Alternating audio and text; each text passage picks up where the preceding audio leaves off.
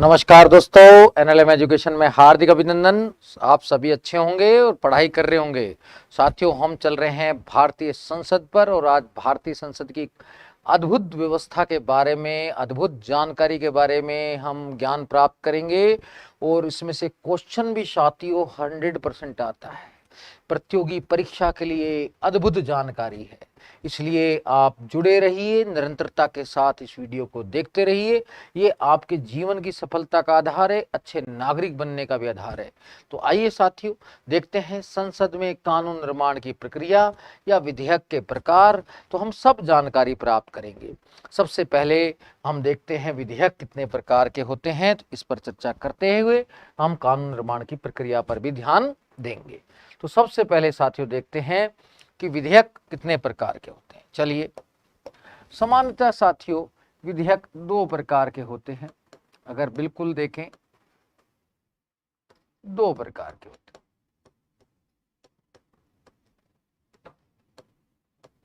थोड़ा सा चित्र बनाते चलिएगा। पहला है सरकारी विधेयक और गैर सरकारी। सरकारी यानी कि सरकार द्वारा, मंत्री द्वारा प्रस्तुत विधेयक और गैर सरकारी विधेयक। वास्तव में महत्व जो रहता है वो मंत्री द्वारा जो विधेयक रखा जाता है उसी का महत्व रहता है, इसका अधिक महत्व नहीं रहता। गैर सरकारी विधेयक का अधिक महत्व नहीं रहता, इसका अधिक महत्व नहीं रहता, इसी का अधिक महत्व रहता है। यही हमें थोड़ा सा पढ़ना भी चाहिए। अब सरकारी विधेयक भी तीन प्रकार के होते हैं, वो आपको ध्यान रखना है। चलिए, ये कितने प्रकार के होते हैं? तीन प्रकार के। ये तो मंत्री द्वारा रखे जाते हैं, मंत्री द्वारा। ये सामान्य सांसद द्वारा।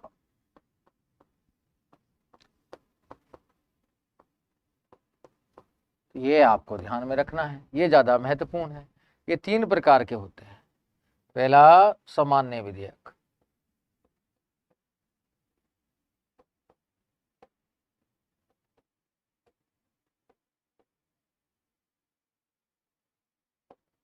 दूसरा संविधान संशोधन विधेयक,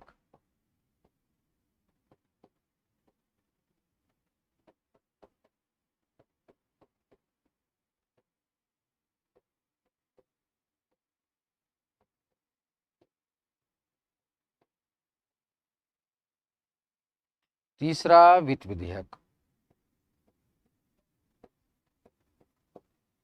हम तीनों के बारे में आसानी से पढ़ेंगे मेरे साथियों।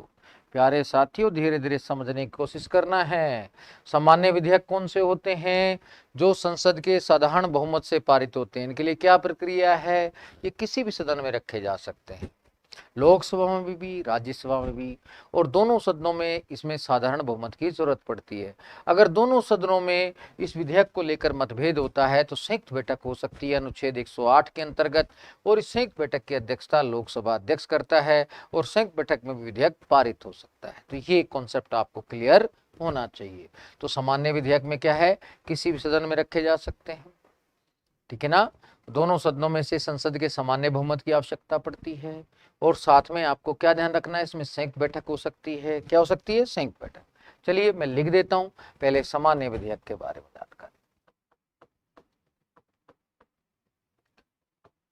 सामान्य विधेयक के बारे में जानकारी आपको दे देता हूं। सामान्य विधेयक कौन से होते हैं? अब पहला तो विधेयक और अधिनियम में अंतर समझ लेना मेरे साथियों। विधेयक वो होता है जो संसद में, सदन में रखा जाता है, जो पारित हो जाता है, राष्ट्रपति के सिग्नेचर हो जाते हैं, वो अधिनियम, ठीक है। तो ये आपको ध्यान में रखना है। तो अब सामान्य विधेयक क्या होता है? बेसिकली ये किसी भी सदन में रखा जा सकता है, संसद के किसी भी सदन में रखा जा सकता है।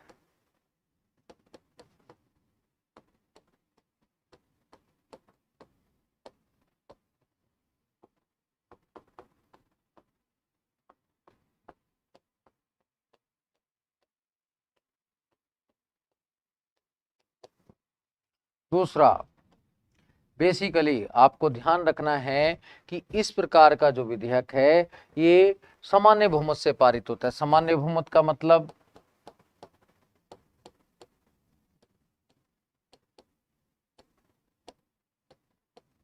उपस्थित के 50% प्लस 1 द्वारा, उपस्थित सदस्यों के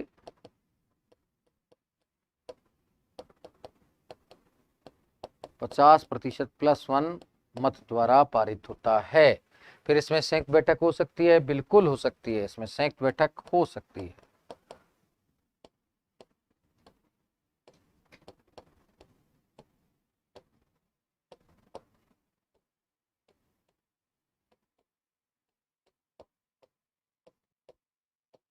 और संयुक्त बैठक की अध्यक्षता कौन करेगा?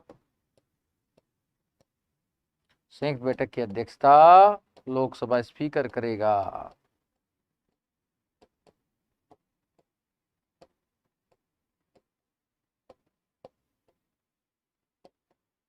तो ये आपको ध्यान में रहना चाहिए।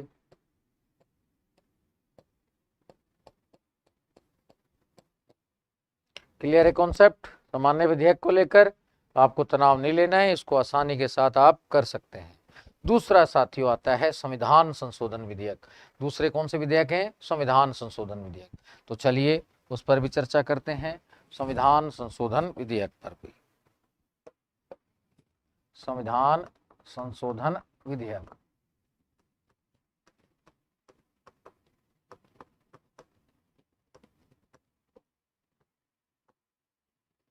ये बेसिकली इनका उद्देश्य रहता है संविधान के मूल भाग में परिवर्तन करना, संविधान के अनुच्छेदों में परिवर्तन करना या जोड़ना या घटाना, तो उससे संबंधित रहते हैं संविधान संशोधन विधेयक। बेसिकली ये भी दो प्रकार के रहते हैं। इसकी चर्चा भाग 20 में, संविधान संशोधन की चर्चा भाग 20 में अनुच्छेद 368 की प्रक्रिया के तहत ये पारित होते हैं। ये किसके तहत प्रक्रिया पारित होते हैं? अनुच्छेद 368 की प्रक्रिया के तहत पारित होते हैं। ये बात ध्यान रख लेना आप साथियों। संविधान संशोधन विधेयक की किस प्रक्रिया के तहत? अनुच्छेद 368 की प्रक्रिया के तहत पारित होते हैं। और ये दो प्रकार के जनरली होते हैं, एक संसद के दोहरे बहुमत से पारित। अब दोहरा बहुमत क्या है ये भी मैं बताऊंगा, आप टेंशन लेने की जरूरत नहीं है। दूसरा, संसद के दोहरे बहुमत के साथ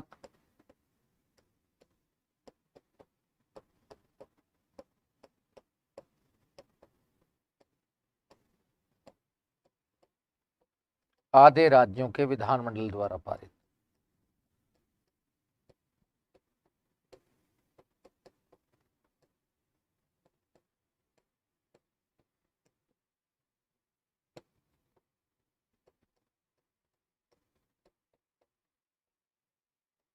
क्लियर है? ये आपको ध्यान में रखना है कि भाई अभी 105 संविधान संशोधन अधिनियम पारित किए गए हैं, तो संविधान संशोधन विधेयक तो चाहे 126वां चले, लेकिन पारित कितने किए गए हैं? 105 किए गए, तो वो भी आपको ध्यान रखना चाहिए। अब साथियों हम देखते हैं संसद के दोहरे बहुमत के बारे में। क्या होता है दोहरा बहुमत? दोहरे बहुमत में दो शर्तें पूरी करनी होती हैं। कितनी शर्तें पूरी करनी होती हैं? दो कौन कौन सी शर्तें पूरी करनी पड़ती हैं? तो दोहरे बहुमत का मतलब क्या है, मैं यहाँ आपको स्पेशल एक पेन से लिख देता हूँ। दोहरे बहुमत में दो शर्तें पूरी करनी पड़ती है। कितनी शर्तें पूरी करनी पड़ती हैं? दो शर्तें। पहला, उपस्थित का तो 2/3 बहुमत चाहिए। उपस्थित का कितना चाहिए? 2/3 बहुमत। अब नोट कर लेना, बार बार नहीं पूछना, मैं बहुमत के प्रकार पर भी एक क्लास बनाऊंगा, लेकिन अभी कुछ बहुमत तो पढ़िए। दूसरा, पहली शर्त तो ये पूरी। दूसरा, कुल संख्या का 50% प्लस 1 चाहिए। ये दोनों शर्तें पूरी होनी चाहिए। यह है दोहरा बहुमत। सिंपल संसद के दोहरे बहुमत से कुछ कानून पारित हो सकते हैं, जैसे फंडामेंटल राइट, डीपीएसपी। अगर मौलिक अधिकार में, नीति तत्व में परिवर्तन करना है तो हमें बस संसद के दोहरे बहुमत की आवश्यकता पड़ती है। ठीक है, ऐसे जो प्रावधान है सिंपल संसद के दोहरे बहुमत की आवश्यकता पड़ती है। ठीक है, लेकिन जब यदि हमें कि ऐसे प्रावधान संविधान के ऐसे भाग में परिवर्तन करना पड़े जहां संघात्मक शासन प्रभावित होता है, यानी कि राज्यों की शक्ति भी प्रभावित होती है, तो वहां पर क्या है, हमें ये चाहिए। तो जहां राज्यों की शक्ति प्रभावित होती है, इसमें मेनली संघात्मक शासन या राज्यों की शक्ति प्रभावित होती है। जैसे हम संघ की कार्यपालिका शक्ति का विस्तार करें या राज्य की कार्यपालिका शक्ति संबंधी परिवर्तन करें, 7वीं अनुसूची में परिवर्तन करें, स्वयं अनुच्छेद 368 में परिवर्तन करें, राष्ट्रपति के निर्वाचन में परिवर्तन करें, जहां पर राज्य जुड़ा हुआ है, संघात्मक शासन का भाव है, ऐसे भाग में परिवर्तन करेंगे तो हमें फिर आधे राज्यों के विधानमंडल का समर्थन भी चाहिए। तो संघात्मक शासन हो या राज्यों की शक्ति का विषय हो, तो वहां पर तो मैंने आपको इतना बताया कि 7वीं अनुसूची में परिवर्तन करना है तो भी ये चाहिए, अगर केंद्र की कार्यपालिका शक्ति में विस्तार करना है तो भी चाहिए, क्योंकि उसमें राज्यों की शक्ति कम होगी, संसद की शक्ति में विस्तार करना है तो भी चाहिए, स्वयं अनुच्छेद 368 में परिवर्तन करना है तो भी चाहिए, राष्ट्रपति के निर्वाचक मंडल में परिवर्तन करना है तो भी चाहिए, क्योंकि निर्वाचक मंडल में राज्यों के सदस्य भी शामिल रहते हैं। ऐसा कोई भी प्रावधान जिसमें राज्य जुड़ा हुआ है, राज्य पर प्रभाव पड़ रहा है, सबके लिए ये वाला बहुमत चाहिए। ये बात आप नोट कर लीजिए मेरे दोस्तों कि आपसे ज्यादा रटने की जरूरत नहीं है, समझने की जरूरत है, आत्मसात करने की जरूरत है कि जहां पर राज्य सरकार पर असर पड़ेगा वहां पर आधे राज्यों का विधानमंडल का समर्थन भी आवश्यक है। स्वयं 368 की प्रक्रिया भी इसी के तहत परिवर्तित होगी, ये आपको ध्यान रखना है। तो आपको समझ आ गया संविधान संशोधन विधेयक। इस पर हम और चर्चा करेंगे, कौन कौन से संविधान संशोधन विधेयक हैं, भाई 100वां कौन सा है, 101वां कौन सा है। अब आपको पता है 100वां तो वैसे बांग्लादेश वाला है जिसमें भूमि संबंधी समझौता हुआ था, 101वां जीएसटी वाला है। आप जानते हैं तो आप इसमें तनाव नहीं लेंगे तो आप आसानी से कर लेंगे।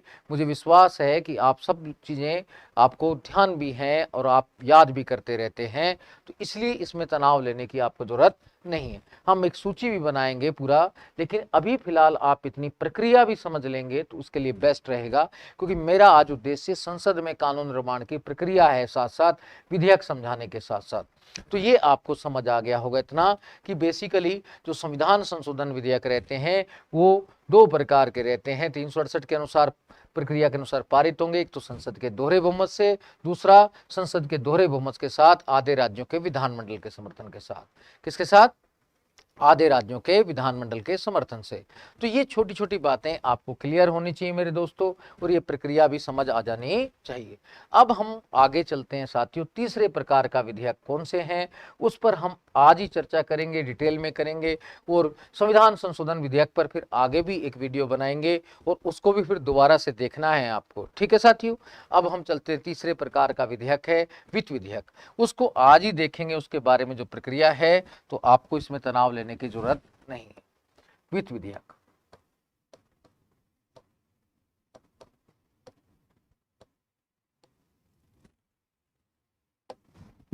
वित्त विधेयक क्या होते हैं ये भी आपको ध्यान रखना है। एक्चुअली क्या है, ये वित्त विधेयक भी 3 प्रकार के होते हैं। कितने प्रकार के होते हैं? 3 प्रकार के। पहला होता है धन विधेयक,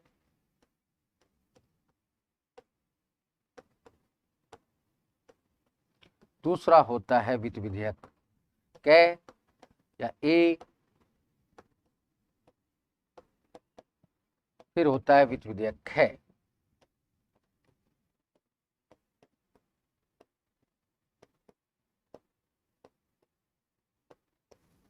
अब इसमें दो बातें पहले ही आप स्पष्ट कर लीजिए, ठीक है, कि पहली बात, इनमें सामान्य बहुमत चाहिए। कैसा बहुमत चाहिए? सामान्य बहुमत, पहली विशेषता। इन सब में संसद के सामान्य बहुमत चाहिए। क्या चाहिए? सामान्य बहुमत। इसमें तो आप तनाव नहीं लेंगे। अब कौन सा विधेयक धन विधेयक है, कौन सा वित्त विधेयक है, अंतिम रूप से प्रमाणित कौन करता है? स्पीकर करता है। ये भी आप समझ जाइए कि धन विधेयक है या वित्त विधेयक है, कौन सी श्रेणी का है।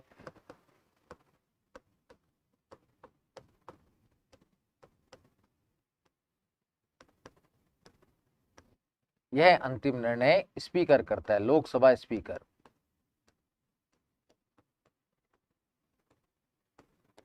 स्पीकर करता है। राज्य के मामले में राज्य विधानसभा का स्पीकर, संसद के मामले में संसद लोकसभा का स्पीकर करता है। तो ये आपको दो बातें तो पहले ही समझ आ जानी चाहिए कि अंतिम निर्णय कौन करता है? स्पीकर करता है। ये कॉन्सेप्ट क्लियर हो जाना चाहिए यहीं पर, आपको इसमें तनाव लेने की जरूरत नहीं है, आप इस बात को समझ जाने चाहिए। अब आपको साथियों आगे ध्यान रखना है कि बेसिकली धन विधेयक में और क्या क्या बातें रहती हैं। धन विधेयक हमेशा है लोकसभा में रखा जाता है राष्ट्रपति की पूर्व अनुमति से। तो पहली चीज इसमें प्रोसेस ध्यान रखना है, ये राष्ट्रपति की पूर्व अनुमति से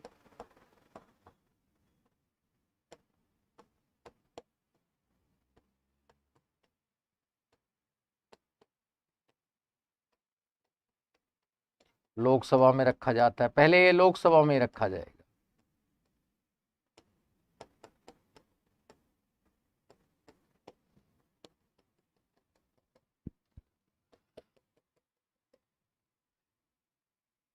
यह भी राष्ट्रपति की पूर्व अनुमति से लोकसभा में रखा जाता है।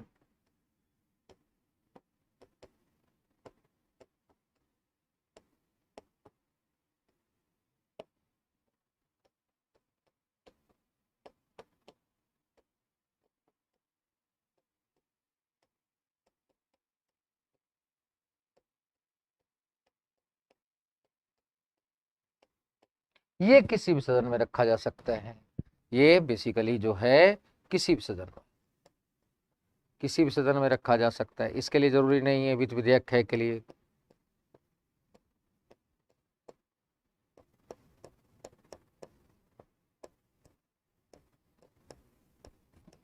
ये बात आपको समझ आनी चाहिए। प्रोसेस क्या है, पहले लोकसभा स्पीकर प्रमाणित करता है कि किस श्रेणी का है, फिर उसी के अनुरूप फिर क्या है, राष्ट्रपति से पूर्व अनुमति ली जाती है और उसे फिर लोकसभा में रख दिया जाता है। क्लियर है कॉन्सेप्ट। सबसे पहले तो स्पीकर ही प्रमाणित करेगा कि विधेयक किस श्रेणी का है, उसी के बाद फिर उसे राष्ट्रपति की पूर्व अनुमति के लिए भेजा जाएगा। अगर स्पीकर लिख देता है विधेयक है तो राष्ट्रपति की पूर्व अनुमति की आवश्यकता नहीं है, किसी भी सदन में रखा जा सकता है। लेकिन स्पीकर जो श्रेणी डाल देगा फिर उसी के अनुरूप ये निर्णय लिया जाएगा कि उसे किस सदन में रखा जाना चाहिए और राष्ट्रपति की पूर्व अनुमति चाहिए या नहीं। क्लियर है कॉन्सेप्ट। दूसरा, इसमें संयुक्त बैठक नहीं होती। इसमें क्या नहीं होती, संयुक्त बैठक। ठीक है ना, इसमें संयुक्त बैठक नहीं होती। क्या नहीं होती, संयुक्त बैठक।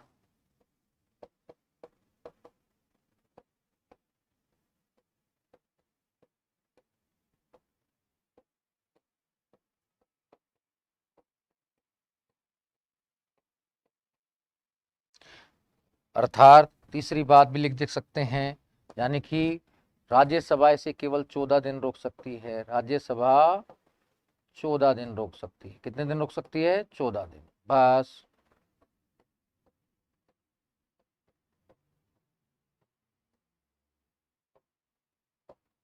अब इधर देखें, यहां संयुक्त बैठक हो सकती है।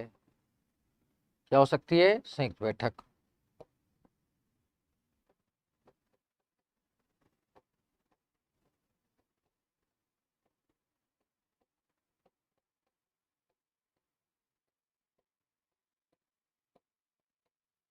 यहां देखें, अगली चीज यहां पर ध्यान दें तो ये राज्यसभा 6 माह तक रोक सकती है। क्या रोक सकती है, 6 माह। क्योंकि संयुक्त बैठक होगी तो संयुक्त बैठक में तो लोकसभा ही जीतेगी, तो ये 6 माह रोक सकती है। कितना रोक सकती है, 6 माह तक। ये आपको समझ आ जाना चाहिए कि बेसिकली आपको सारी बात क्लियर होनी चाहिए। ठीक है ना, तो ये कॉन्सेप्ट क्लियर है। अब ये इसमें भी संयुक्त बैठक हो सकती है।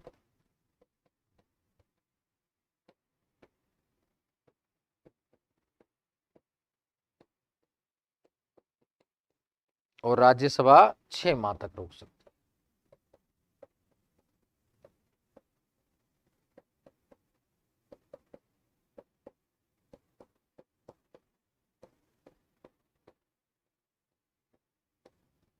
ये ध्यान रखना है। अब आपको ये बात समझ आ गई होगी, और जहां तक मैं समझ रहा हूं ये कॉन्सेप्ट क्लियर हो गया होगा कि वित्त विधेयक 3 प्रकार के होते हैं।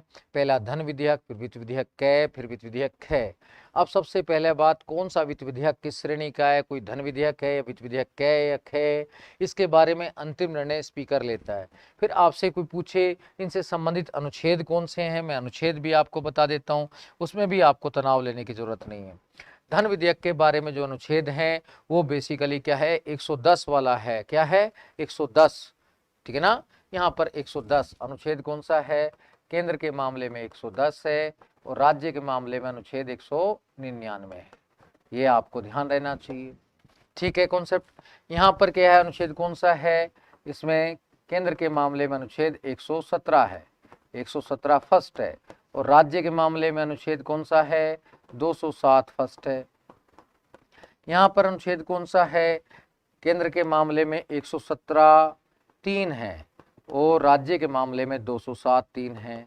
207 3 ओब्लिक 3 है, सब क्लोज 3, ये आपको ध्यान रखना है। ठीक है, ये आपको ये पूरी टेबल अगर याद है तो आपको दिक्कत नहीं है। आपको ध्यान रखना है जो धन विधेयक रहते हैं इसको अंग्रेजी में मनी बिल कहते हैं। क्या कहते हैं? Money bill. ये ध्यान रखना है, कई बार हिंदी अंग्रेजी को लेकर चक्कर पड़ जाता है, तो आप तब ध्यान रखेंगे कि मनी बिल है कि फाइनेंशियल बिल। इसको फाइनेंशियल बिल कहते हैं, सिंपल वित्त विधेयक को क्या कहते हैं? Financial bill. तो ये आपको ध्यान में रखना है। तो मनी बिल के लिए तो राष्ट्रपति की पूर्व अनुमति भी चाहिए, लोकसभा में रखा जाएगा, इसमें संयुक्त बैठक नहीं होती, यानी कि राज्यसभा कुल 14 दिन रोक सकती है। जबकि जो वित्त विधेयक है फाइनेंशियल बिल ए है, उसमें राष्ट्रपति की पूर्व अनुमति चाहिए, लोकसभा में रखा जाएगा, लेकिन संयुक्त बैठक हो सकती है। क्या बैठक हो सकती है? संयुक्त बैठक। अब संयुक्त बैठक होगी तो राज्यसभा बस 6 माह तक रोक सकती है। वित्त विधेयक है ये किसी भी सदन में रखा जा सकता है, संयुक्त बैठक भी हो सकती है, राज्यसभा 6 माह तक रोक सकती है। तो ये कॉन्सेप्ट आपको क्लियर होना चाहिए। तो जब तक ये क्लियर नहीं होगा तो आगे पढ़ने से कोई फायदा भी नहीं है। तो इसको जैसे भी करके आपको याद करना है, समझना है, बहुत ही सरल है, सहज है, तो आप आसानी से इसको समझ सकते हैं। अब आगे साथियों आपको ये कंफ्यूजन जरूर होगा कि वित्त विधेयक है किसी भी सदन में रखे जा सकते हैं, संयुक्त बैठक भी हो सकती है, तो फिर सामान्य विधेयक में और वित्त विधेयक ख में क्या अंतर है?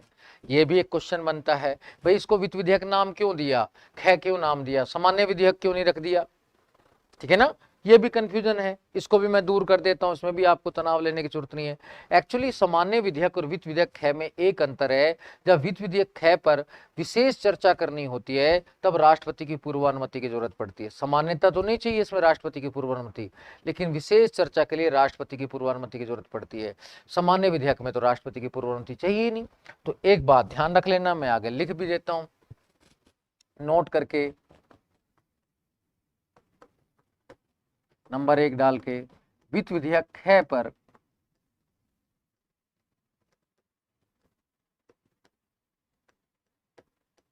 विशेष कर चर्चा करनी हो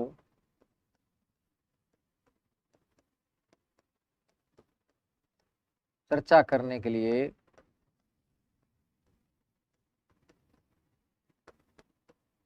राष्ट्रपति की पूर्व अनुमति की आवश्यकता पड़ती है।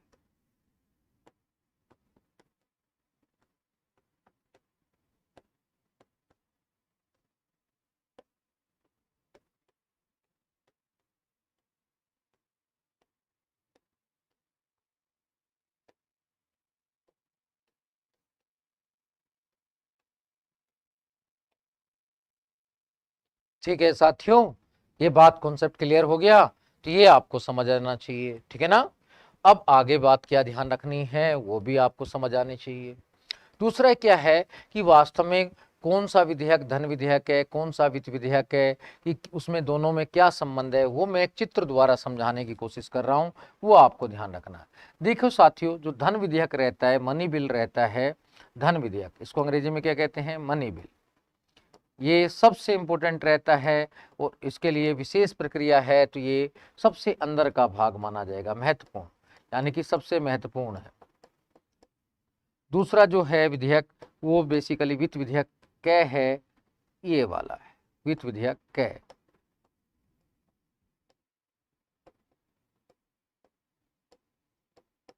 ये तीसरा वाला जो है वो वित्त विधेयक ख है। क्या है? वित्त विधेयक ख, यानी कि फाइनेंशियल बिल ख। अब इस टेबल को ध्यान में रखिए कि भाई क्या संबंध है, धन विधेयक क्या होता है, वित्त विधेयक क्या होता है, तो वो आपको ध्यान रखना है। मान लीजिए मैं आपको बहुत ही आसानी से समझाने की कोशिश कर रहा हूं, तो आपको समझ आना चाहिए। जैसे कोई बच्चा एमए है, साथ में कोई बच्चा एमए के साथ क्या है, नेट भी किया हुआ है, और कोई बच्चा बेसिकली क्या है, कॉलेज लेक्चरर है, कोई विद्यार्थी व्यक्ति कॉलेज लेक्चरर भी है। तो वास्तव में धन विधेयक तो कॉलेज लेक्चरर के समान है, और वित्त विधेयक नेट की परीक्षा उत्तीर्ण वाले विद्यार्थी के समान है। वित्त विधेयक है एमए वाले विद्यार्थी के समान है।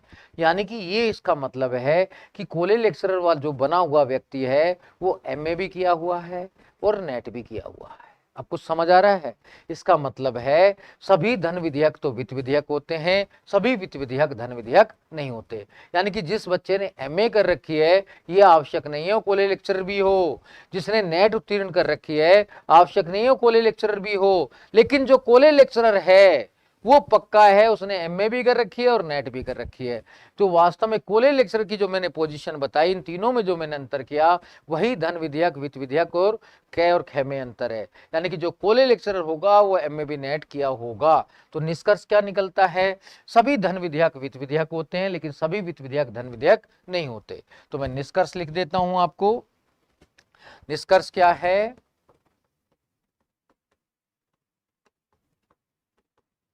सभी धन विधेयक वित्त विधेयक होते हैं,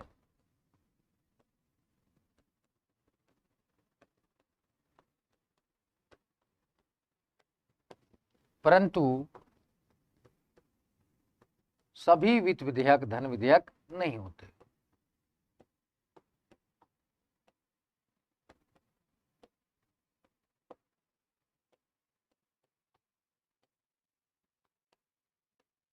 ये क्वेश्चन बार बार पूछा जाता है तो ये भी आपको समझ आ गया होगा। तो ये साथियों आपको स्पष्ट प्रक्रिया के रूप में समझ आ जाना चाहिए, इसमें आपको तनाव लेने की आवश्यकता नहीं है। आ गया समझ? कॉन्सेप्ट क्लियर हुआ? तो आपको ये सारी बातें जब समझ आ जाएं तो समझो कि आप अच्छे से कर रहे हैं। अब तीसरी बात जो है कानून निर्माण के लिए कि बेसिकली कोई भी विधेयक को इन तीन प्रकार के, मैंने तीन प्रकार के सामान्य सरकारी विधेयक बताए। पहला सामान्य विधेयक, फिर संविधान संशोधन विधेयक, तीसरा वित्त विधेयक। ये तीनों प्रकार के विधेयकों को संसद के दोनों सदनों से 3 वाचनों से गुजरना पड़ता है। तो कानून निर्माण की प्रक्रिया और संसद के 3 वाचक, तो वो क्या है 3 वाचन, वो हम ध्यान रखते हैं। चलिए अब आगे देखते हैं, इसमें सारी चीजें स्पष्ट करते हैं। संसद में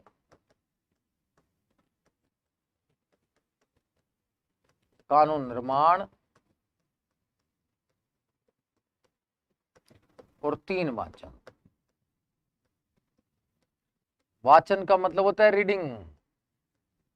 वास्तव में साथियों ध्यान रखना, आप भी 3 रीडिंग लगाते हैं और यहाँ पर भी संसद के सदस्य भी विधेयक को कानून निर्माण करते समय 3 रीडिंग लगाते हैं। आप भी 3 रीडिंग लगाते हैं। कब कब लगाते हैं?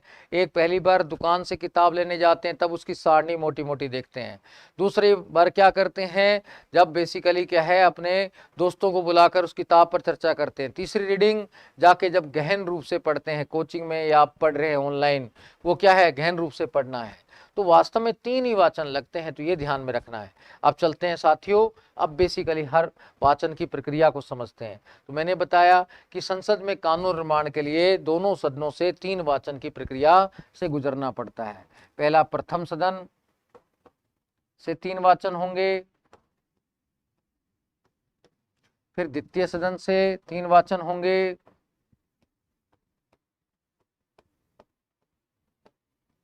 फिर राष्ट्रपति का हस्ताक्षर। यहां प्रथम सदन का मतलब जिसमें रखा जाएगा, राष्ट्रपति हस्ताक्षर। तो वास्तव में कोई भी विधेयक अधिनियम तभी बनता है जब संसद के दोनों सदनों से 3 वाचनों से गुजरता है। तो यहां भी 3 वाचन होंगे, 3 रीडिंग लेनी पड़ेंगी। कितनी रीडिंग लेनी पड़ेंगी? 3rd रीडिंग, 3 वाचन, 3 रीडिंग्स। यहां भी क्या है 3 वाचन। जब दोनों 3 वाचन से पारित हो जाएगा तभी राष्ट्रपति के हस्ताक्षर के लिए जाएगा, और राष्ट्रपति के हस्ताक्षर के जब हो जाएंगे तो विधेयक अधिनियम बन जाएगा। इसको एक नाम और देते हैं, विधेयक से अधिनियम बनने की प्रक्रिया। अब कई बार क्वेश्चन आ जाए विधेयक से अधिनियम बनने की प्रक्रिया के लिए संसद के दोनों सदनों से कितने वाचनों से गुजरना पड़ता है? 3 से। ये आपको ध्यान में रहना चाहिए मेरे साथियों। अब जब तक ये ध्यान में नहीं है तो आप अपना काम नहीं कर सकते। तो इसको थोड़ा सा समझ के साथ करना है आपको, तो इसमें देखना भी है। तो देखिए, पहला प्रथम सदन से 3 वाचन कौन कौन से हैं? प्रथम वाचन, द्वितीय वाचन, तृतीय वाचन, हम तीनों देखते हैं। तो मैं आपको बना भी देता हूँ। पहला प्रथम वाचन। प्रथम वाचन में कुछ नहीं होता, विधेयक का प्रस्तुतिकरण और गजट में प्रकाशन है। विधेयक का प्रस्तुतिकरण, यानी कि जो मंत्री रहता है विधेयक को प्रस्तुत करेगा, फिर उसका गजट में सरकारी पत्र में प्रकाशन। गजट में प्रकाशन, गजट क्या होता है? सरकारी पत्र। लोकसभा में रखा गया तो लोकसभा का सरकारी पत्र, राज्यसभा में रखा गया तो राज्य सरकारी का पत्र, गजट में प्रकाशन। गजट का मतलब है उसका सरकारी पत्र, उसमें लिखना कि आज ये विधेयक रखा गया, प्रकाशित हो जाता है। प्रथम वाचन हो गया। अब द्वितीय वाचन। द्वितीय वाचन में 3 चरण रहते हैं। क्या रहते हैं? 3 चरण। अब देखते हैं साथियों, द्वितीय वाचन, सेकेंड रीडिंग।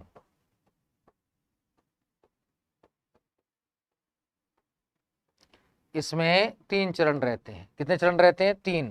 द्वितीय वाचन के बारे में ध्यान रखना, इसमें 3 चरण रहते हैं। प्रथम चरण में क्या रहता है? सामान्य चर्चा।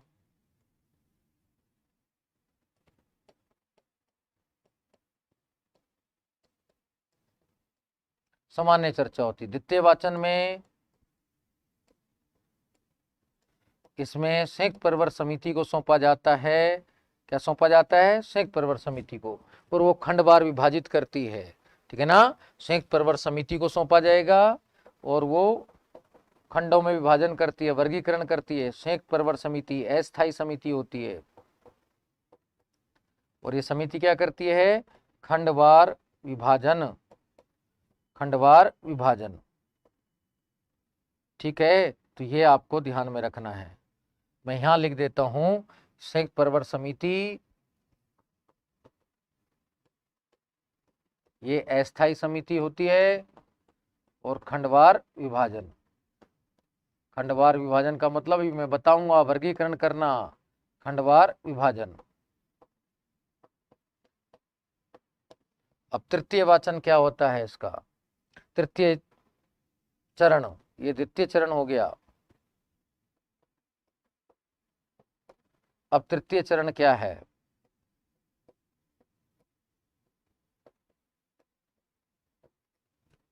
खंडवार चर्चा।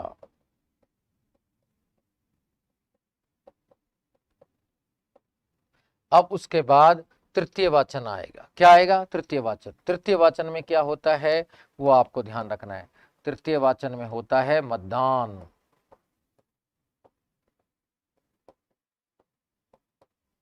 ये मतदान। अभी मैं आपको फिर समझा दूंगा, आप इसमें टेंशन नहीं लेना है, आपको आसानी से समझने की कोशिश करनी है। ठीक है ना साथियों? इसमें आपको ध्यान रखना है।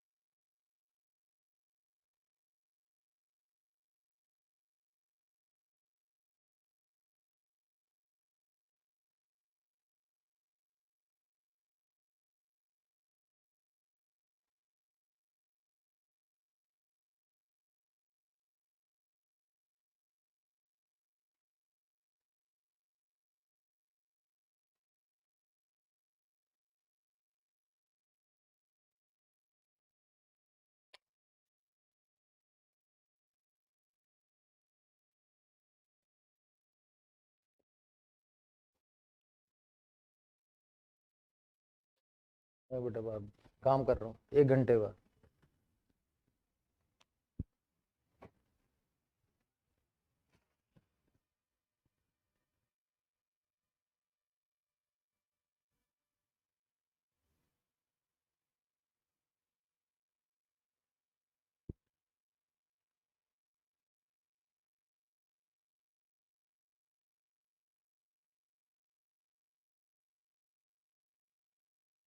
आ रहा हूँ, थोड़ी देर लगाऊंगा, इससे कह दो काम कर रहे हैं मैंने ना, थोड़ी देर बाद मिलेंगे। क्या काम है इनको?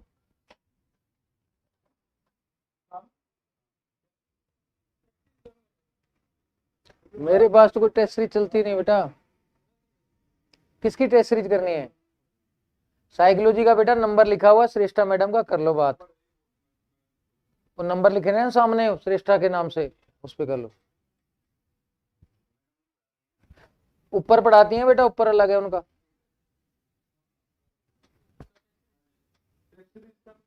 मेरे पास टेस्ट सीरीज कोई नहीं है बेटा।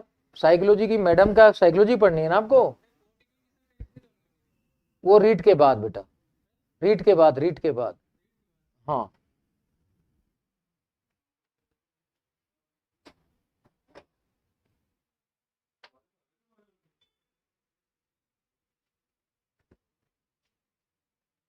कोई नहीं, अब कर लेंगे यार। पियाओ पानी पियाओ। नहीं बच्ची ने निकल दिया, तुम ले जाओ भाई, क्या है।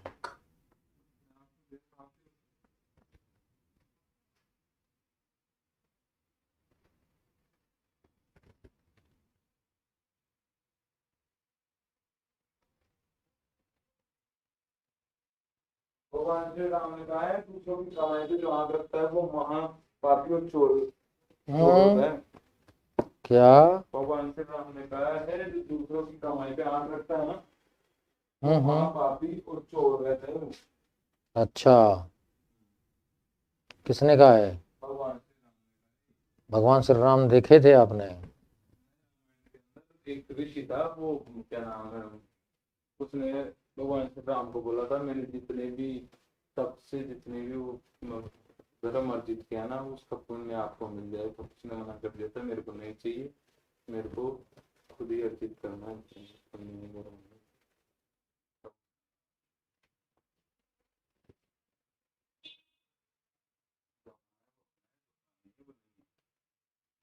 अच्छा, आपको पता चल गया? यार इसे ये भी एक हल्का सा करा देंगे सड़ों को, अब इतना करा है तो इतना भी कर जाएंगे इसमें।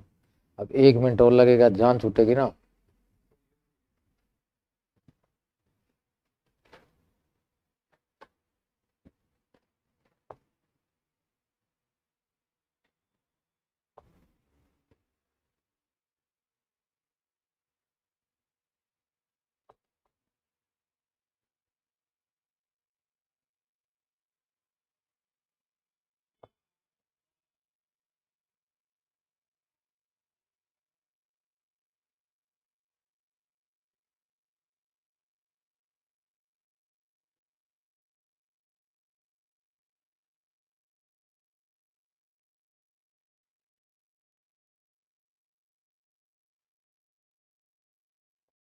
लगा दीजिए 5 मिनट का टी ब्रेक का वो, है? 5 मिनट का टी ब्रेक लगा दीजिए। ब्रेक लगा दो तो क्या दिक्कत आ रही? हाँ? और क्या लगा दो। कितना टाइम लगेगा? 2 मिनट 2 मिनट और लगेंगे, 3 मिनट। 5 minute 2 minute.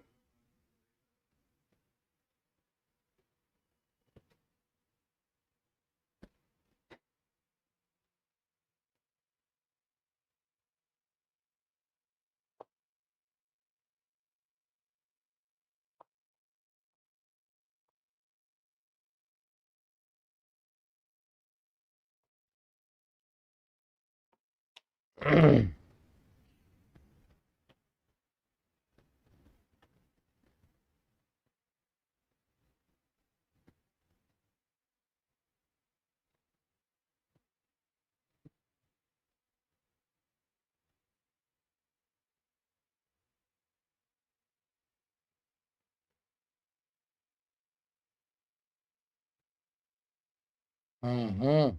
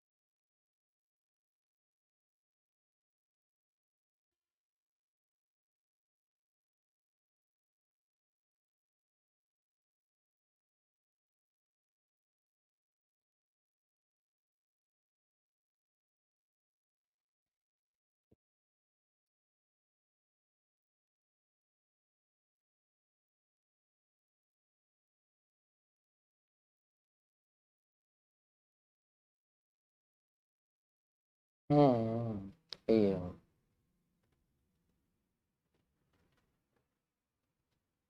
हो गया।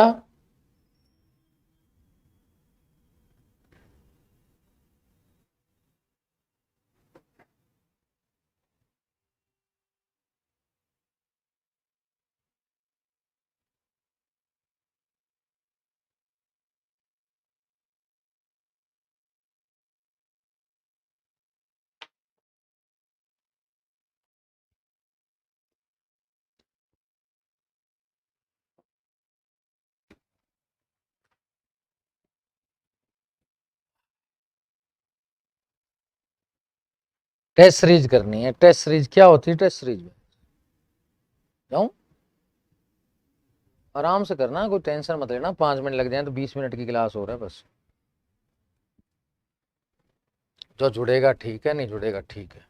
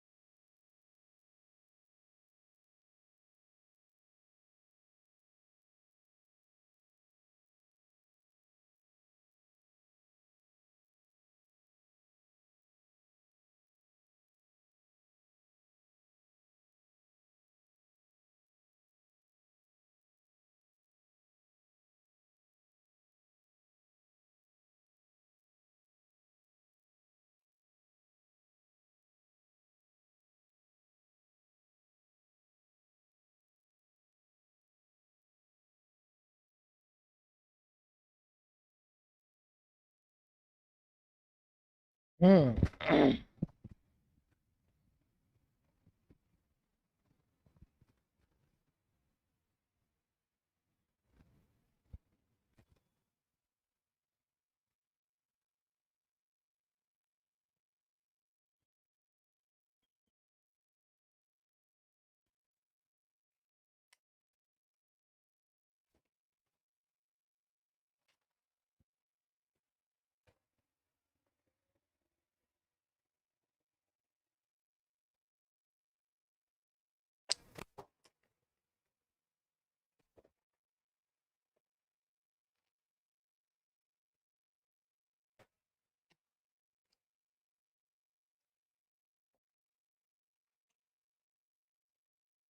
आय है, चले कर लो, 15-20 मिनट निकालते हैं, लेट हो जाएंगे भाई जाके, उसमें तो देखना पड़ेगा ना यार।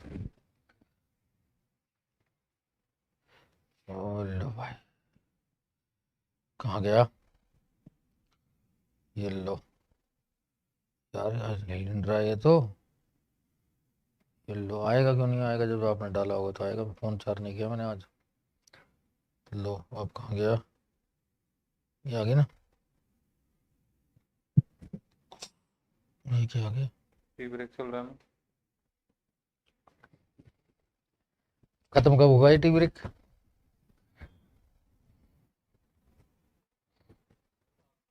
जाओगे? हाँ हाँ, खत्म हो जाएगा।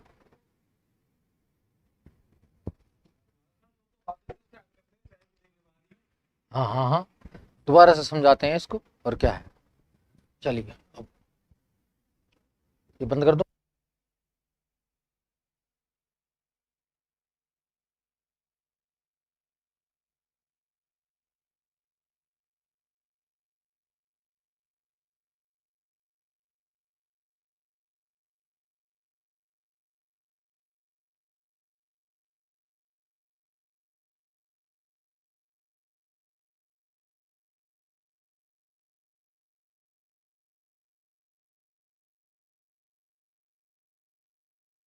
लो,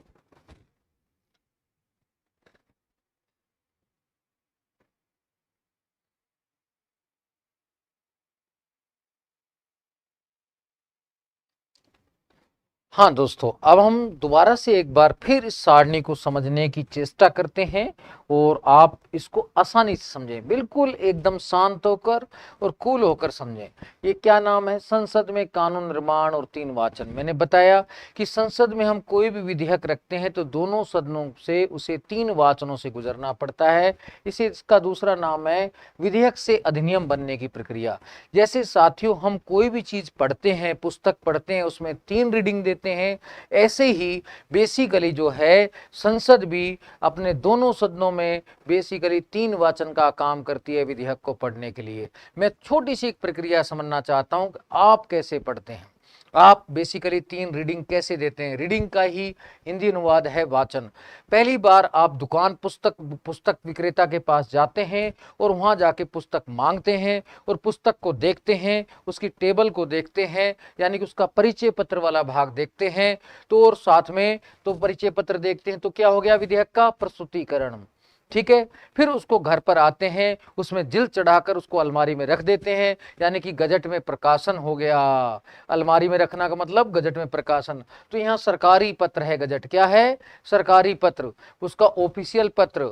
तो बेसिकली उस सदन का ऑफिशियल पत्र में प्रकाशन। तो प्रथम वाचन में क्या होता है, खाली 2 ही बातें होती है, विधेयक का प्रस्तुतिकरण व गजट में प्रकाशन। अब दूसरी रीडिंग कब होती है, जब आप फिर क्या है अपने दोस्तों को अपने घर पर बुलाते हैं और उस पुस्तक पर सामान्य चर्चा करते हैं। क्या करते हैं, तो द्वितीय वाचन में प्रथम चरण क्या होता है, दूसरी रीडिंग में 3 चरण हैं। दूसरी रीडिंग सबसे गहन होती है, इसलिए दूसरी रीडिंग जो हम करते हैं वो गहन है, ये बात ध्यान रखना है। उसमें प्रथम चरण में हम क्या करते हैं, अपने दोस्तों के साथ चर्चा करते हैं उस पुस्तक पर। तो फिर हमें कहते हैं कि सामान्य चर्चा के बाद निष्कर्ष भी निकालते हैं, भाई हमारी समझ में नहीं आ रही ये किताब, हमें कोचिंग चलना चाहिए। कोचिंग क्या है, संयुक्त प्रवर समिति है, जो कि अस्थायी समिति है। क्या समिति होती है, अस्थायी। कोचिंग भी अस्थायी होती है, जैसे आप ऑनलाइन क्लास ले रहे हैं तो बेसिकली अस्थायी है, इसमें जुड़ाव स्थायी नहीं रहता, 6 महीने साल भर ही जुड़ाव रहता है। तो वास्तव में संयुक्त प्रवर समिति को सौंप देते हैं। तो संयुक्त प्रवर समिति क्या करती है, उस पर को खंडवार में बांट देती है। जैसे मैंने पूरे पॉलिटिकल साइंस को खंडवार में बांट दिया, मैंने 5 भागों में बांट दिया और आपको बताया ये 5 भाग हैं, ऐसे फिर उस पर हम खंडवार चर्चा करते हैं, जो अब कर रहे हैं। इस समय मैं आपको खंडवार डिस्कशन कर रहा हूं। तो वास्तव में खंडवार चर्चा कहां होती है, तृतीय चरण में। तो ये बात आपको क्लियर हो जानी चाहिए कि द्वितीय वाचन में 3 चरण है। प्रथम चरण में सामान्य चर्चा, द्वितीय चरण में संयुक्त प्रवर समिति को सौंपना और संयुक्त प्रवर समिति द्वारा विधेयक को अनेक भागों में वर्गीकृत करना, और तृतीय चरण में फिर उस पर खंडवार चर्चा होती है। क्या होती है? खंडवार चर्चा। फिर तृतीय वाचन आता है। तृतीय वाचन में क्या होता है? बेसिकली मतदान होता है, जो आप एग्जाम हॉल में जाके गोला कला करेंगे, वो क्या है? मतदान का प्रोसेस है। तो ये आपको ध्यान रखना है। फिर विधेयक द्वितीय सदन में जाता है। द्वितीय सदन में सेम 3 वाचन होते हैं। क्या होते हैं? सेम 3 वाचन।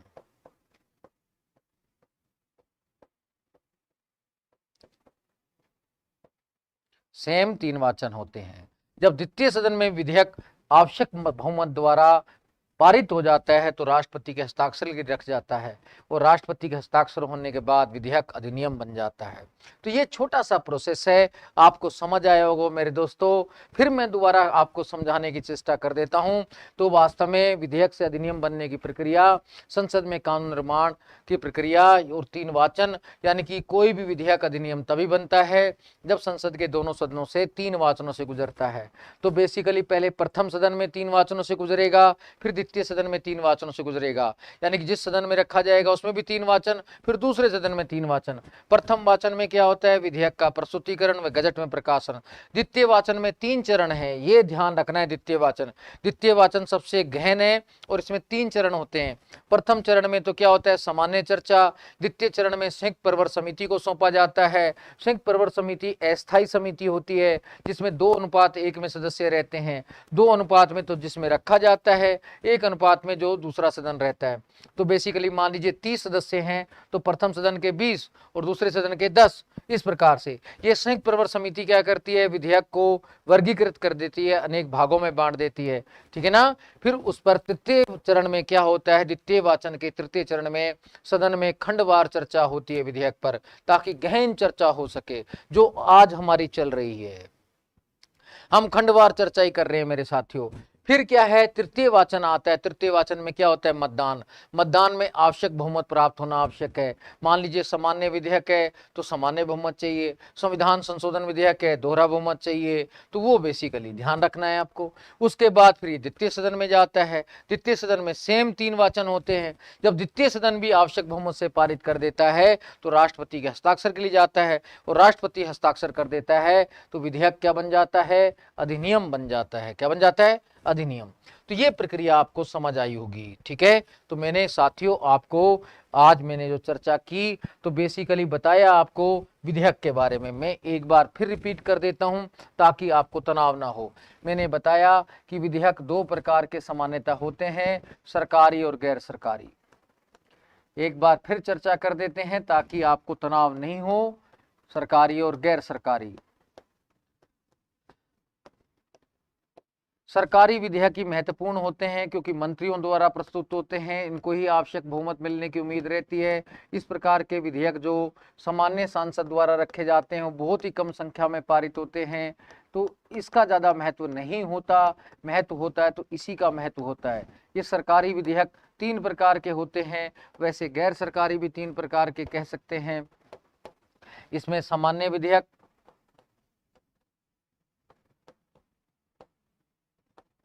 संविधान संशोधन विधेयक,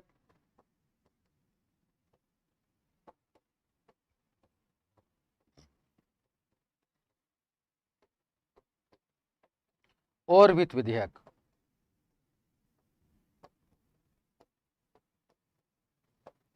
इसको अंग्रेजी में कहते हैं, तीनों के नाम, ये बेसिकली जनरल बिल, ये कॉन्स्टिट्यूशनल अमेंडमेंट बिल, इसको फाइनेंशियल बिल कहते हैं। ये बात कॉन्सेप्ट क्लियर? अब सामान्य विधेयक में क्या प्रक्रिया होती है वो ध्यान में रखना। सामान्य विधेयक किसी भी सदन में रखे जा सकते हैं, इनमें साधारण बहुमत चाहिए और बेसिकली इसके लिए संयुक्त बैठक हो सकती है, यानी कि इस प्रकार के विधेयक को राज्यसभा केवल 6 माह तक रोक सकती है। ये बात ध्यान रखना है। और इस प्रकार के विधेयक को राष्ट्रपति भी पुनर्विचार के लिए भेज सकता है। क्या भेज सकता है? पुनर्विचार के लिए भेज सकता है। यह भी क्वेश्चन इंपॉर्टेंट ध्यान रखना कि राष्ट्रपति किस प्रकार के विधेयक को पुनर्विचार के लिए भेज सकता है? केवल इसी वाले को पुनर्विचार के लिए भेज सकता है। लेकिन इस वाले विधेयकों को पुनर्विचार के लिए नहीं भेज सकता, क्योंकि संविधान संशोधन विधेयक को भी पुनर्विचार के लिए नहीं भेज सकता और वित्त विधेयक को भी पुनर्विचार के लिए नहीं भेज सकता। तो ये भी ध्यान रखना है साथियों कि इन दो प्रकार के विधेयकों को राष्ट्रपति पुनर्विचार के लिए नहीं भेज सकता।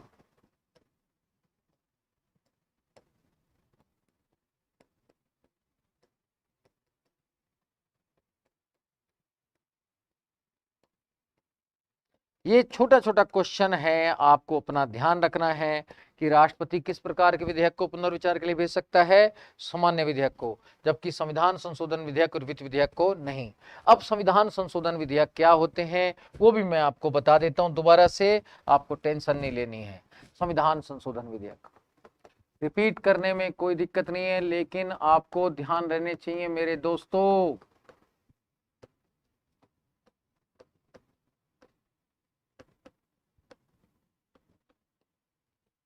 संविधान संशोधन विधेयक, संविधान संशोधन विधेयक के की जो प्रक्रिया का उल्लेख है वो भाग 20 में अनुच्छेद 368 के तहत है। ये बात मैंने अभी आपको बताई थी।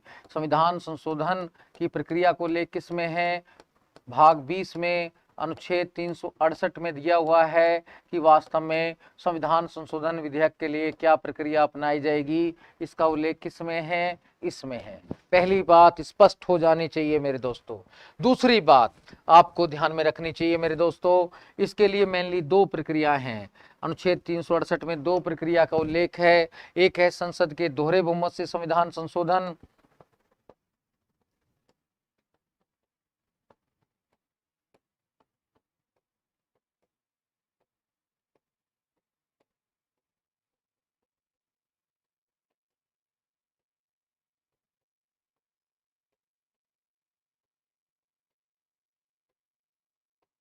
एक है संसद के दोहरे बहुमत के साथ साथ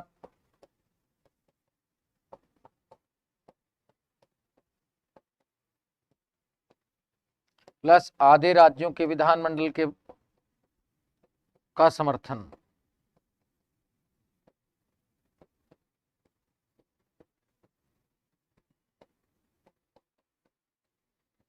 मैंने आपको साथियों बताया था कि बेसिकली इस प्रकार से जो विधेयक पारित होते हैं केवल संसद के दोहरे बहुमत से, उसमें बेसिकली आएगा मौलिक अधिकार, नीति निश्चय तत्व, ऐसे जो विधेयक हैं, इससे संबंधित जो विधेयक हैं वो संसद के दोहरे बहुमत से पारित हो जाते हैं। मान लीजिए हमें मौलिक अधिकार में नया जोड़ना है, हटाना है, तो बस संसद के दोहरे बहुमत की आवश्यकता पड़ेगी। डीपीएसपी नीति निश्चय तत्व में हटाना जोड़ना है तो संसद के दोहरे बहुमत की आवश्यकता पड़ेगी। तो वास्तव में कुछ ऐसे भी प्रावधान है जहां आधे राज्यों को विधानमंडल की समर्थन की आवश्यकता पड़ती है। वो प्रावधान कौन कौन से हैं ये भी आपको ध्यान रखना है। वो मेनली जो प्रावधान है वो कौन से हैं, जिनमें राज्य की शक्ति प्रभावित होती है, राज्य प्रांत की शक्ति प्रभावित होती है, राज्य की शक्ति प्रभावित होगी, ठीक है, यानी कि संघात्मक शासन प्रभावित होगा। क्या प्रभावित होगा, संघात्मक शासन, ठीक है। तो ये ध्यान रखना है, वहां पर हमें ये काम करना होगा। जैसे सातवीं अनुसूची में परिवर्तन, चौथी में परिवर्तन करेंगे तब भी और सातवीं में परिवर्तन करेंगे तब भी, क्योंकि चौथी में भी क्या है आप जानते हैं कि बेसिकली कि राज्यसभा में राज्यों का प्रतिनिधित्व है। चौथी सातवीं अनुसूची में परिवर्तन, तो उसके लिए क्या चाहिए, आधे राज्यों का समर्थन। अगर संघ या राज्य की कार्यपालिका शक्ति में तीनों अंगों की शक्ति में विस्तार करेंगे तो संघ व राज्य की शक्ति में विस्तार, तब भी हमें इस प्रकार का चाहिए।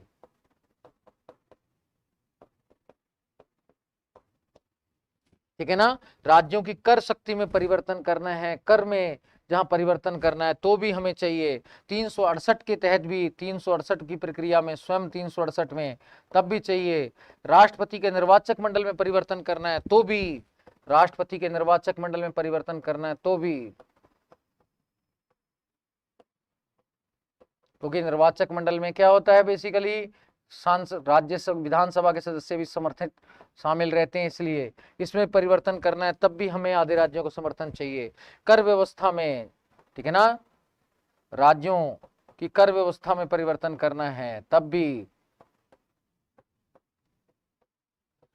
तो साथियों ये आपको ध्यान में रखना है यानी कि भाग 11, 12, 13 जहां संघ राज्य के संबंध है वहां पर भी परिवर्तन करना है, तो भी ध्यान में रखना है कि भाग 11, 12, 13 में परिवर्तन करना है तो भी हमें आधे राज्यों का समर्थन चाहिए। जहां पर राज्यों की शक्ति प्रभावित होगी, संघात्मक शासन प्रभावित होगा, वहां पर संसद के दौरे बहुमत के साथ साथ आधे राज्यों के विधानमंडल का समर्थन भी चाहिए।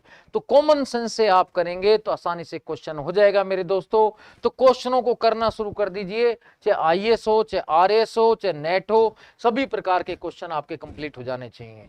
अब आपको मैं बता देता हूं कि संविधान संशोधन जो विधेयक हैं वो अब तक 127 प्रस्तुत किए गए हैं, लेकिन पारित मात्र 105 हुए हैं। तो थोड़ा सा उनके बारे में भी चर्चा कर लेते हैं कि संविधान संशोधन जो है अब तक कितने पारित हो चुके हैं, अधिनियम कितने बन चुके हैं। संविधान संशोधन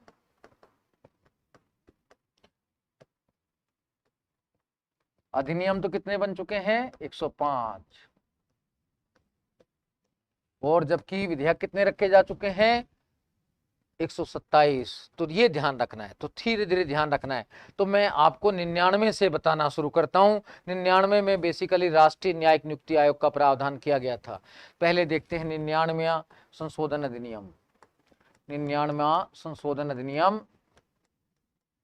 ये अधिनियम की चर्चा कर रहा हूं मैं, विधेयक के नहीं। विधेयक संख्या आपको थोड़ा सा मैंने बता दी, 127 है, मैं लिख दूंगा लास्ट में, आप उससे अंदाजा लगा सकेंगे आराम से। 99 संशोधन नियम का विषय क्या था, ये किससे संबंधित था, और तारीख क्या थी लागू होने की, तारीख। ये तीन बातें ध्यान रखनी है, क्रम, संख्या, विषय और तारीख, तीन बातें ध्यान रखनी। क्रम संख्या मैंने लिख दिया 99। इसमें क्या प्रावधान किया गया था, राष्ट्रीय न्यायिक नियुक्ति आयोग का प्रावधान।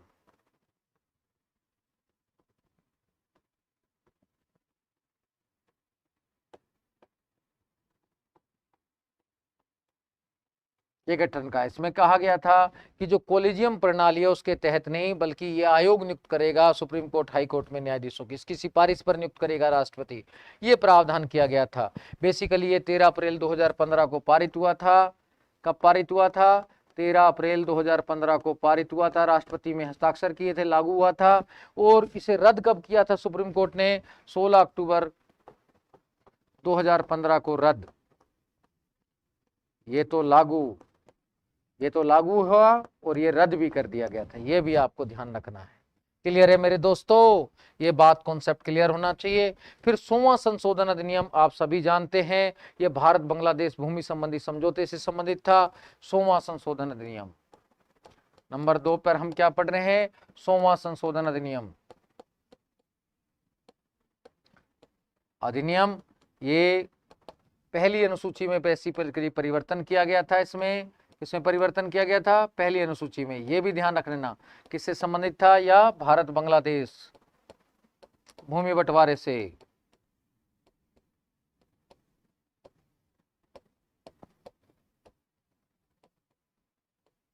ये कब लागू हुआ, यह भी ध्यान रखना, 31 जुलाई 2015 को, 31 जुलाई 2015 को। ये भी डेट सहित आपको ध्यान रखना है। अब आपको 101वां जो संशोधन अधिनियम है वो ध्यान रखना है। 101वां संशोधन अधिनियम, एक और एक कितना है, बेसिकली आप ध्यान रख सकते हैं कि एक और एक पैसे से संबंधित है, एक एक रुपया। तो रुपया जो है कि बेसिकली पैसे से संबंधित है। इसका विषय था जीएसटी, वस्तु व सेवा कर। इसमें अनुच्छेद 269 वगैरह में परिवर्तन किया गया था, ये आपको ध्यान में रखना चाहिए। ये कब लागू हुआ था, 1 जुलाई 2017 को, 1 जुलाई 2017 को। ये मैंने आपको बताया, तीन तो आपको ध्यान रखना है। अब 102वां किससे संबंधित था वो आपको ध्यान रखना है। फिर 103वां ध्यान रखना है, 104 और 5, इसमें सारे ध्यान रखने हैं साथियों, तब आपको आसानी से आप कर भी पाओगे। अब बेसिकली 102वां संशोधन अधिनियम, इसका विषय क्या था, चलो पहले हम क्रम लिख देते हैं। 103वां, 104वां, 105वां। चलिए अब पेन बदल देते हैं ताकि आपको विषय थोड़े क्लियर हो जाएं। 102वां जो संशोधन अधिनियम है, इसमें राष्ट्रीय पिछड़ा वर्ग आयोग को संवैधानिक दर्जा दिया गया। विषय क्या था इसका? राष्ट्रीय पिछड़ा वर्ग आयोग को संवैधानिक दर्जा देना।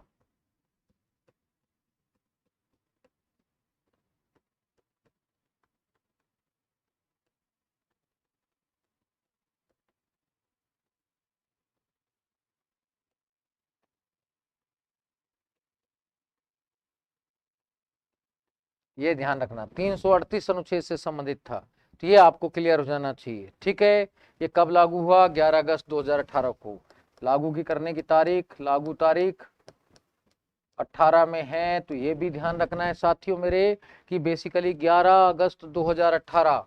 तो मैं पेन बदल देता हूं क्या? नहीं, इसमें चलने देते हैं ऐसे 11 अगस्त 2018 की लागू करने की तारीख। अब 103वां क्या था, ये आप सबको पता है। ये बेसिकली कि आर्थिक रूप से पिछड़े वर्गों के लिए था, आर्थिक रूप से कमजोर वर्ग के लिए, ईडब्ल्यूएस के लिए था। तो ये हम ध्यान रखते हैं कि ये बेसिकली किससे संबंधित था? आर्थिक रूप से पिछड़े वर्ग के लिए, से दुर्बल वर्ग, ईडब्ल्यूएस से संबंधित है। किस संबंधित है? ईडब्ल्यूएस से। इसके तहत 15/4, 16/4, 16/6, 15/6 इनमें परिवर्तन किया गया था। तो ये आपको ध्यान रखना चाहिए, ठीक है ना? ये नए जोड़े गए थे 15/6, 16/6। तो इसमें बेसिकली शैक्षणिक संस्थानों में भी आर्थिक रूप से दुर्बल वर्गों का आरक्षण दिया गया और सरकारी नौकरियों को भी 10% आरक्षण की सीमा निर्धारित की गई थी। ये आपको ध्यान रखना चाहिए। ये 12 जनवरी 2019 को लागू हुआ, 12 जनवरी 2019। ये भी आपको ध्यान रहना चाहिए। ठीक है मेरे साथियों, ये आपको पता हो जाना चाहिए। 104वां संशोधन नियम, 104वां जो संशोधन नियम है, इसमें फिर हम पेन बदलने की कोशिश करते हैं। ये बेसिकली जो है कि SC/ST का 10 वर्ष आरक्षण बढ़ाना, अब टोटल अवधि बढ़ाकर 10 वर्ष कर दी गई है। तो वो ध्यान रखना है कि अब 2030 तक यानी कि आरक्षण रहेगा संविधान लागू होने से, ये बात थी। इसमें साथ में ये भी प्रावधान किया कि एंग्लो इंडियन का जो प्रावधान है लोकसभा की 2 सीटों का, वो निष्क्रिय कर दिया गया, समाप्त कर दिया गया। तो इसमें क्या प्रावधान किया गया? SC/ST का लोकसभा में आरक्षण, लोकसभा, विधानसभा में आरक्षण कितना कर दिया गया? बढ़ाकर 80 वर्ष, 80 वर्ष यानी कि 2030 तक बना रहेगा। और एंग्लो इंडियन समाप्त, एंग्लो इंडियन का क्या कर दिया? समाप्त। ये ध्यान रखना है। तो ये आपको नॉलेज रहनी चाहिए, याद रहना चाहिए, तभी काम चलेगा। ठीक है, ये कब लागू हुआ? 25 जनवरी 2020 को, 25 जनवरी 2020 को। ये जनवरी लिखा है मैंने, ये ध्यान रखना है। अब एक बात और ध्यान रखना, ये विधेयक कौन सा था? ये विधेयक था बेसिकली 126वां। ये विधेयक कौन सा था? 126वां विधेयक था। अगर विधेयक देखें तो 126वां विधेयक था। ये भी आप ध्यान रख सकते हैं तो ठीक रहेगा आपके लिए। ठीक है मेरे दोस्तों, आपको ये भी कॉन्सेप्ट क्लियर रह जाएगा। तो थोड़ा सा विधेयक संख्या भी आप पता कर लें तो बेस्ट रहेगा। इसके बाद मेरे दोस्तों आपको एक बात और ध्यान रखनी है कि 105वां जो संशोधन विधेयक था वो किससे संबंधित था? इसमें ओबीसी घोषित करने का अधिकार राज्य सरकार को दिया गया। राज्य के मामले में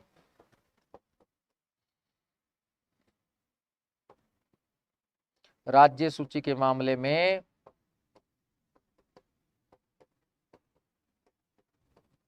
ओबीसी घोषित करने का अधिकार राज्य सरकार को।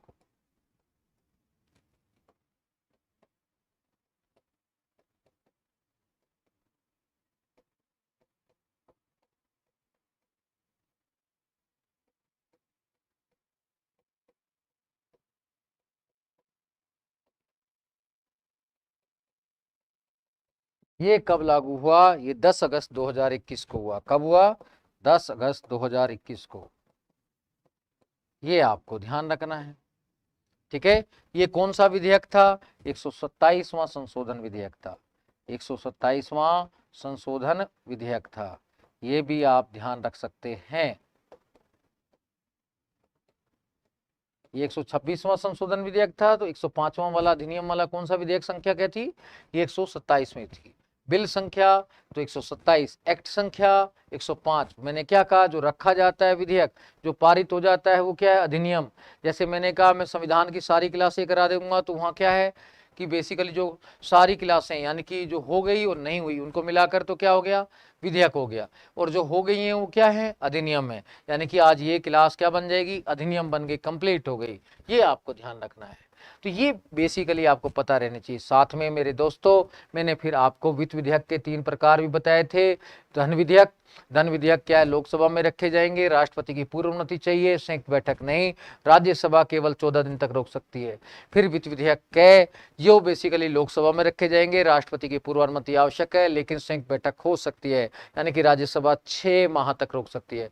फिर वित्त विधेयक ख, वित्त विधेयक ख होगा जो बेसिकली वो किसी भी सदन में रखे जा सकते हैं, संयुक्त बैठक हो सकती है, यानी कि एक तरीके से सामान्य विधेयक के समान है, बस सामान्य विधेयक और उसमें एकमात्र अंतर है, जब हमें वित्त विधेयक है पर विशेष चर्चा करनी हो तब राष्ट्रपति की पूर्व अनुमति की आवश्यकता पड़ती है।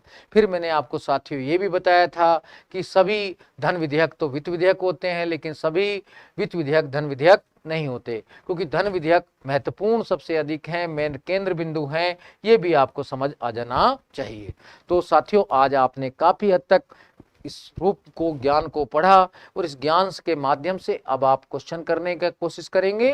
फिर हम मिलेंगे नेक्स्ट क्लास में मेरे दोस्तों। जय हिंद, जय भारत।